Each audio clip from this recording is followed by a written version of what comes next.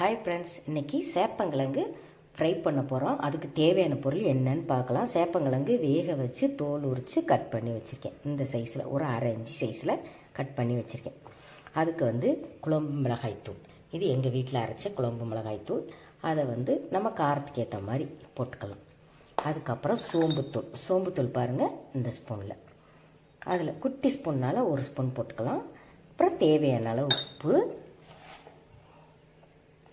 தேவையான அளவு போடலாம். தண்ணியெல்லாம் ஊற்ற வேண்டாம், அந்த கிழங்குல உள்ள ஈரப்பதமே போதும். அதையே வச்சு நல்லா பரட்டிக்கலாம். எனக்கு அந்த மசாலா நல்லா பிடிச்சிருச்சு கிழங்குல. உங்களுக்கு அப்படி மசாலா ஒட்டாத மாதிரி தெரிஞ்சது அப்படின்னு சொன்னால் லைட்டாக சும்மா இப்படி கையில் இப்படி கொஞ்சமாக தண்ணியை தெளித்து ஒட்டிக்கிறணும். அதாவது மெதுவாக இப்படி பரட்டி விடணும். இல்லை அப்படின்னா கிழங்கு உடஞ்சி போயிடும். இப்போ இதை வாங்க எப்படி ஃப்ரை பண்ணலான்னு பார்க்கலாம். ஊற வைக்க வேண்டியதெல்லாம் தேவையில்லை. இப்போ ஒரு தோசைக்கல்லை அடுப்பில் வச்சு அதில் கொஞ்சமாக கடலெண்ணெய் 1 டேபிள் ஸ்பூன் அளவு தான் ஊற்றிருக்கேன். விருப்பப்பட்டால் இந்த கிழங்குல நீங்கள் 1 ஸ்பூன் கார்ன்ஃப்ளவர் மாவு சேர்த்துக்கலாம்.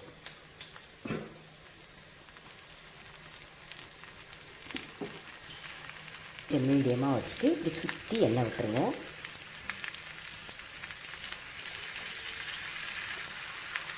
மீடியமாக வச்சு வேகட்டும். அதுக்கப்புறம் ஒரு பக்கம் வெந்ததுக்கப்புறம் இன்னொரு பக்கம் நம்ம பரட்டி போட்டுக்கலாம். இப்போ ஒரு பக்கம் வெந்துடுச்சு. அப்படியே தோசை கரண்டியை வச்சு அப்படியே பரட்டி போடலாம். எண்ணெயில் பொரிச்சு எடுக்கலாம். எண்ணெய் வேண்டாம், கம்மியாக பொரிச்சிக்கலாம் அப்படின்றதுக்காக தான் நான் அப்படி தோசைக்கல்லில் ஊற்றிருக்கேன். இதே மாதிரி நீங்களும் செய்யுங்க. இப்போ கிழங்கு 2 பக்கம் வெந்துருச்சு. இப்போ மேலே கொஞ்சம் கருவேப்பிலை போட்டுக்கலாம். இதே கருவேப்பிலையை போட்டும் நீங்கள் மசாலையோடு சேர்த்து பெரட்டவும் செய்யலாம். இப்படி கடைசியாகவும் போட்டு எடுத்துக்கலாம். அது உங்களோட விருப்பம் தான்.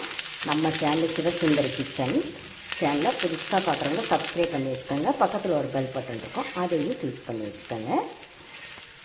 இன்றைக்கி எனக்கு கொஞ்சம் தொண்டை சரியில்லை, அதனால் சவுண்டு கொஞ்சம் கம்மியாக இருக்கும், அட்ஜஸ்ட் பண்ணிக்கோங்க.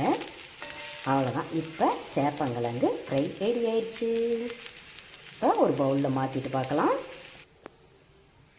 ஒரு பவுலில் மாற்றியாச்சு. இது எல்லா சாதம், தயிர் சாதம், ரச சாதம், சாம்பார் சாதம் எல்லாத்துக்கும் நல்லாயிருக்கும். நான் கார்ன்ஃப்ளவர் போட சொன்னது மொறுமொறுப்புக்காக தான். அது போடலைன்னா கிழங்கு ரொம்ப சாஃப்டாக இருக்கும். தேங்க்யூ.